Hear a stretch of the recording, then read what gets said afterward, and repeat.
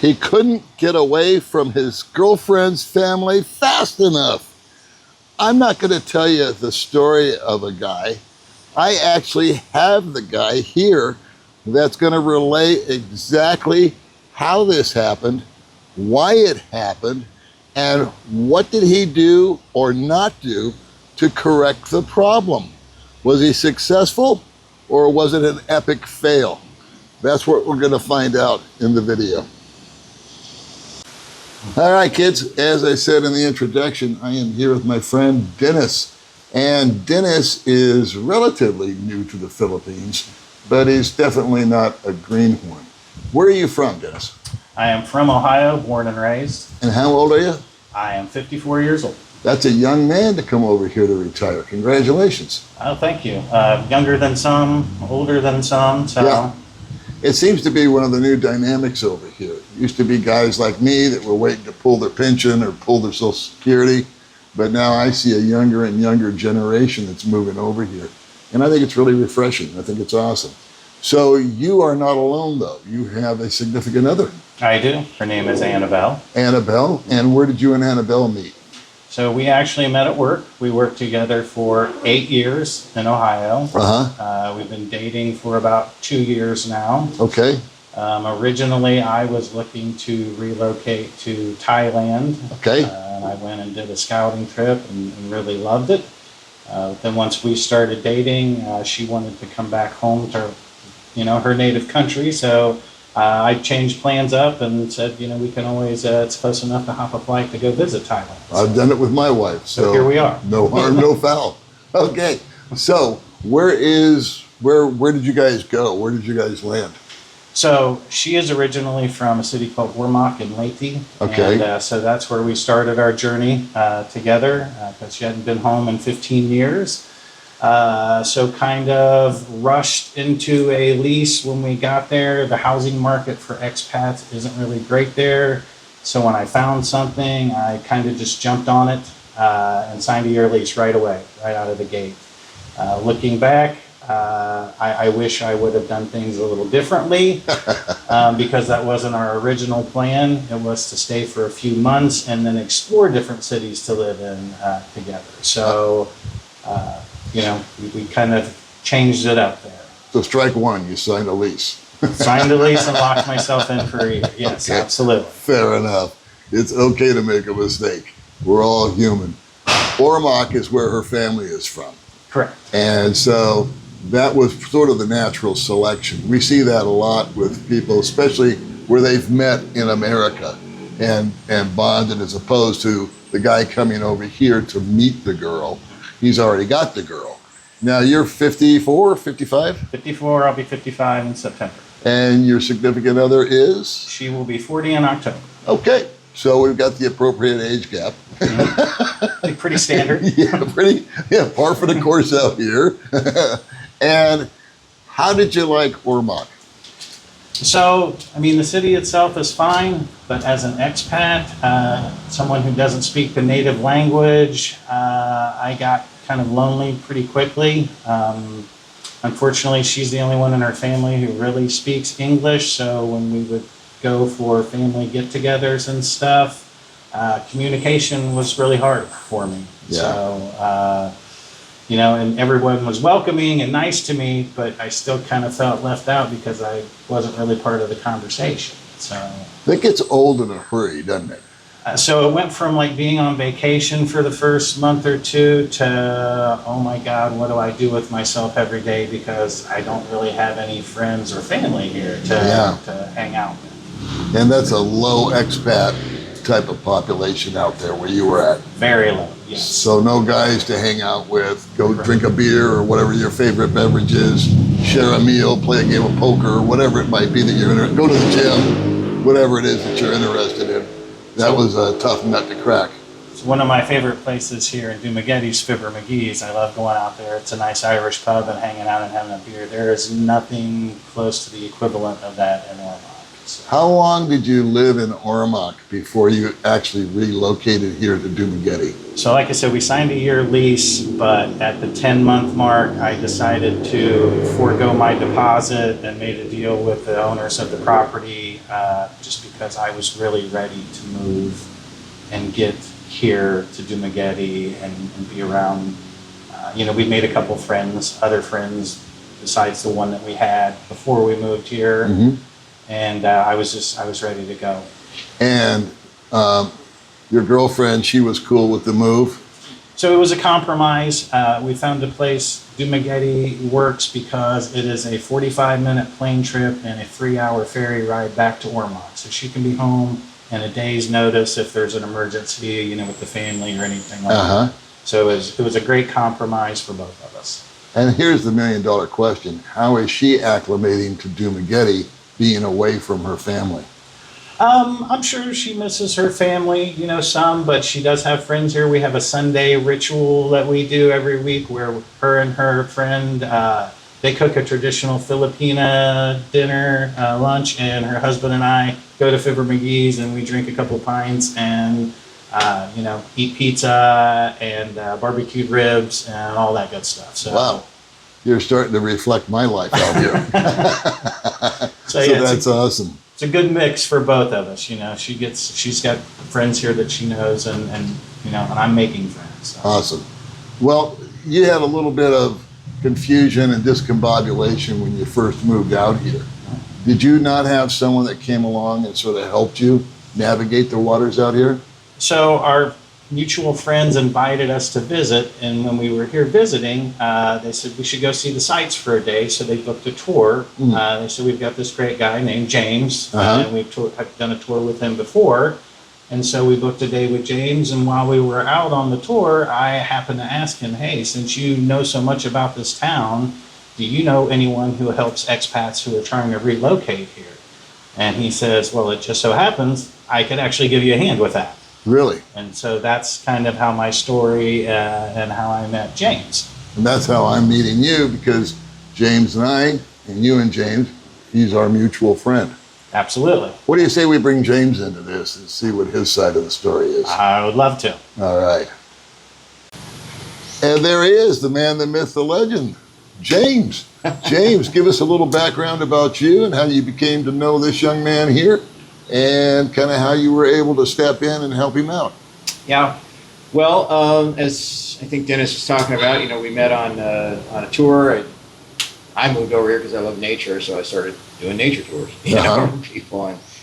And quickly found out, like Dennis asked, I've been asked that actually by quite a few people during those tours, like, hey, I'm actually, trying to move here, and what do I need to know about this or that, and so it was a really natural lead-in for me. I've been in the Philippines 7 years. I've lived in many different places, had a lot of mistakes that I've made personally, Yeah. expensive ones too, as you have, Yes, yes, right? Very expensive. Yeah, and so I figured, well, if my mistakes can help other people avoid some of these costs, then why not? And so Dennis and I got to know each other, and we when he decided to make this area potentially his long-term home, I was able to show him a lot of the details that I think people miss. The first thing I probably should say is, a nature tour is a lot different than a relocation tour, right? So we don't do any kind of sightseeing in a relocation tour. We're really going around neighborhoods. We're seeing, what they look like during the day. And I can tell you from experience what they're going to look like 7, 8, and 9 o'clock at night. Right. Right. Which is going to be very, very different. Also healthcare, a lot of people come over here, different things, right? They have different conditions, and they need to know not only where's the healthcare, but where's the quality healthcare? How do I book an appointment? It's a lot different than what we're used to back in the U.S. Oh, completely. Do I need insurance? Do I not need insurance? Which is another costly mistake that I was telling somebody online about the other day. Anyway, but there's a lot of these things that that can help people out. And then Dennis had already done a lot of homework in advance and had a lot of places that he wanted to go check out, actually, for potential rental places. Where are some places that, because people ask me all the time, hey, Paul, do you know where I can rent a place up there right where you live? And my answer is, well, no, because I'm not looking for a place. So I'm not hunting around for anything, and I don't mean to be, unhelpful, but I just don't know. Is it Facebook Marketplace? Is that where you look? What is it? Yeah, I mean, I think you found a lot of places on Facebook Marketplace. Yes, right? Facebook Marketplace, and there's someone else who created an app called TPL, Philippines Life, which has listings here in Dimmigan also. Unfortunately, my personal experience with that app, as well as Facebook Marketplace, is you've got to be really, really quick. Because a lot of the listings that are on there are already gone and still stay posted for sometimes weeks. Right. So you need to call like that day and set up a viewing if it's a good rental, especially in Valencia. Man, they go like that. Yeah, the market is really tight here in Valencia because it's where everybody wants to be. It's a great place. The places we saw, I mean, you can speak to like the Bakong. We saw some, you had some places, I think Cebulan, right? Dumaguete, different places that we went and looked at. And, I was able to point out, I think, a few of the things that it looks great. Like they make everything look clean and shiny and right. But what were some of the things that you noticed? So one of the first things that you told me is every time we go in some place is you go turn on the faucets and check the water pressure. That's something I would never do in the States. Right. The other thing is there a water storage tank? Because water shortages happen here. Sure. Never would have thought to check that. Right. Is there any kind of internet backup or solar power backup because of the brownouts that happen here? Right. So all of those things were foreign to me, brand new. I never would have thought to ask those. So it was quite an education that James gave me while house hunting. And now I have a whole new list of criteria that I check when we were just looking for a new place. Well, I hope those that are watching this right now are taking notes, because I would say 100% of all guys coming over here don't look for those things. And we were talking earlier, just casually before we fired up the camera here, was, did you ever turn on the water pressure back home when you're looking to rent an apartment? No. Did you ever flick the light switch on and off to make sure there was electricity? No. Did you ever test the internet? No. Don't forget the hot water. And the hot water. Yeah, I forgot about that one. Not one you want to find out at 6 a.m. Yeah, you don't want to find that out when it's snowing outside at home. So out here also, cold is cold. And if you want a nice hot shower, you need to make sure that you've got one. And so there's all these little Mickey Mousey, I think of them as details that we just take it, for granted. It was like I was saying, when you went to Albertsons to go shopping, did you ever worry that they were going to be out of pepperoni, or any other kind of vegetable or product? No, but out here there's shortages and they're out of stock.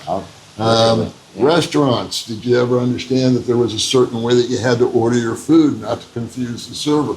So the list goes on and on and on. Yeah. So I'm assuming that you found his service to be quite invaluable. Oh, absolutely. Like I said, I could have very easily made, close to the same mistake I made in Ormoc, and taking the first thing that I thought, oh, that's shiny, it's a pretty house, it's beautiful, not considering the neighbors burning trash, not considering the restrictions of the barangay with karaoke blasting, till 2 or 3 in the morning. And as a vet with PTSD, things like those matter. And, there are a lot of veterans over here like me. So, well, thank you for your service. How long were you in the service? Just 4 years. 4 years? Marines. Good for you. A whole lifetime ago, 1989. Yeah, does it?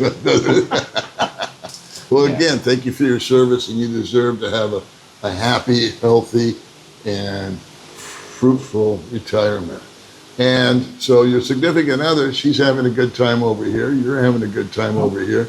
James, what is it that you try to do when you're helping people, not with a tour package where you're showing them waterfalls, which you do also, but on the relocation? you're trying to drill down what it is their needs are, I assume.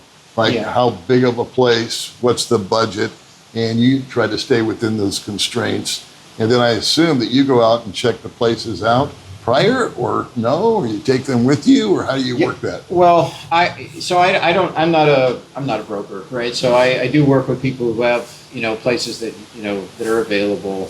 But generally, what I do is give people, here's neighborhoods, right? And, you mentioned something really important about people. I see this online all the time. I'm sure you do. People saying, "Hey, I have $1,500 a month. Can I make a life there?"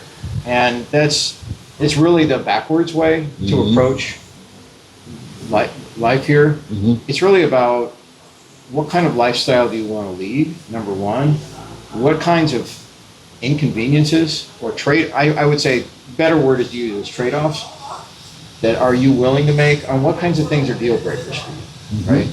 And so having an idea of that first, and then working backwards from there and saying, here's what I can afford for all that. A lot of people, and I see this all the time, we see it all the time. A lot of people come here and they say, I can deal with that, I can deal with this. And then they find out that what they really want to recreate is a, kind of a middle-class life back in America, right? And that's okay, that's fine. But that's also going to be at a different price point than, some very basic housing here. Sure. Right? So I think, understanding what people's goals are, like you said, is the top thing, number one. And then helping them see, manage the expectations about, what's available, first of all, and then how can we make, we take that priority list and make it fit to where you want to live. And, Dennis, I think, is very humble and modest about, his experience and talking about his mistakes. A lot of people don't want to do that. No. But we all make them. Of course. I've made plenty. Of course. I could go through a laundry list of all the expensive mistakes and thousands of dollars, all that, that go out the door in learning those lessons, and so the other thing that I think is really important is, there's a lot of things, channels, just not like yours, Paul. I mean, yours is much better, but but a lot of channels out there online that people research and they, try to get their information from, which is fine. But it's also, it's impossible to watch one of those channels and say, oh, I'm going to live there. Right. Including Dumaguete, including exactly. Valencia, right? Exactly. So I don't try to sell this place to anybody. No. But what I do try to do is tell people, look, if you're looking at Iloilo, Cebu, Bohol, even Siquijor, and you're trying to make a comparison, you've got so many days or so many weeks to be in country, and you want to make the best use of your time, that's where I can help, For the people who, for example, you've got a Philippine wife, as I do. For people who have family who are living here already, you probably don't need me, right? I mean, you can probably ask. They can help you find a lot of the stuff out where because they know the place, and that's fine, right? I'm not for everybody, right? But if you're coming here and time is tight and you're trying to compare a lot of places within the country, then I can save you some time for sure. That's what my goal is. So what I'd like to do is, the reason I like doing this type of video is, you're right, we learn from our mistakes, but it's a lot better if you can learn from somebody else's. Yeah. So here we are, we're listing all the mistakes that you can and probably would make, but you can ease their pain a little bit. Sure. So with your permission, I'd like to go ahead and just in the description box, go ahead and put a link to you and how to contact you. Sure. If anybody's here in the Valencia, Darwin, Bacon, Dumaguete area, maybe they're out of country right now and thinking about coming over, they're watching this video, and if they're thinking about Dumaguete, we'll just say Dumaguete, and would like to cut through some of the nonsense, because it's like you signed that 1-year lease in Ormoc, and we were chatting earlier, you said, you know what, I did that because it was X amount of pesos per month, and I said, yeah, I can do that. And if you'd have rented an Airbnb for 2 or 3 months and paid a much higher premium, you still would have saved Thousands. a ton of money. Thousands of dollars. And so sometimes investing more up front will save you a lot in the long run because there's no commitment. And that's what I think people should do when they move here anywhere else, is they should make a mental commitment to a number of months that they know by the end of that time period, they're gonna either like it or they're not. Ormoc, after 2 months, you knew you didn't like it. Okay, you might come out to Dumagetti and you've been here, how many months? Just a couple months here as well. And the opposite conclusion, you like it. I do, but will point out, to go back to your point, when we came here and we looked at all the houses, nothing really met all the needs, with James's help of, educating me on what some of the important things are. So he helped arrange for temporary housing. So okay. We've been staying in a month-by-month lease until we found the place that we actually, fell in love with, and now I'm moving there in a couple of days. Awesome. So that is what I would recommend to people. Airbnb or month-to-month apartments, they're not everywhere, but they are available if you look for them, and James can tell you where some of them are. Right on. He helped me find one. So. I mean, that's what my wife and I did when we came here. We stayed in a month to month, and then we just used it as a base to find some place that we're still in today. Yeah, I've lived in 3 places. I've yet to sign a lease. They've all just said, okay, first, last, and then give us 30 days when you're gonna leave. And I think that's kind of a red flag, especially when people want to collect double deposits Lock and you in. all that kind of stuff. Yeah. Lock you in, lock you down. Yeah. And, you'd have to be very, very sure of the place. And I think you'll agree, James, and Dennis, that you really don't know a place until you've lived there for over a month. That's right. You don't know where that chicken is that's going to wake you up. Yeah. As we've been filming this video, there's been people walking by, Sure. and there's been motorcycles in the background. We didn't know that was going to happen when we fired up the video, but here we are. So that's the same thing with an apartment. And I think having the right location, having the right domicile at the right price is 90% of the game. Because already you've got the girl, already you've got the country, already you're retired, and you're just ready to start rocking and rolling and enjoying your life. And you found the perfect workaround. With James's help, you were able to get temporary shelter, weathered that, it wasn't perfect, and then you now found the place that is everything that you wanted within your budget, and that honestly probably wouldn't have happened without James. No, I would have probably made another costly error based on my very limited knowledge of the country. My experience was one house that I signed a lease on in Ormoc, and then coming here to Dumagetti to try and find something on my own again. Yeah, my odds probably wouldn't have been great, but my first go around would have been much more successful than they were in Ormoc. So yes, James was a great help, and like I said, likely saved me thousands of dollars yet again, so I appreciate it. Well, I want to thank you for coming on the channel and being so transparent, being willing to admit to some of your failures and now successes, because they go hand in hand. Well, hopefully whoever's watching this will learn something from them and can avoid some of those same mistakes. Awesome.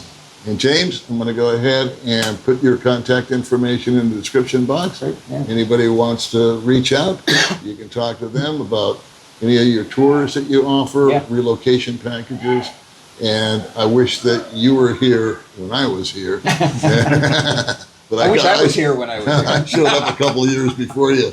Yeah. So you would have been a big help. Yeah. It took me 3 hours to find immigration. So Yeah. that's one quick thing I want to throw in here at the end, is you take people to not only find a house, but you can also take them somewhere like, okay, these are the hospitals you go to. Right. Here's immigration. Here's whatever need that they might have. Here's some good places to eat. Here's some Right. places to avoid. It runs the gauntlet. Yes, Ace Hospital was in Silman were one of the first 2 places we visited Uh-huh. when we were here. Ace is where I see my neurologist, Uh-huh. so I knew exactly where to go because James took me there the first day when we were doing the housing tour. So. Awesome. All right, gentlemen, we will see you in the next video when you're watching it. Sounds great. All right, guys. Bye.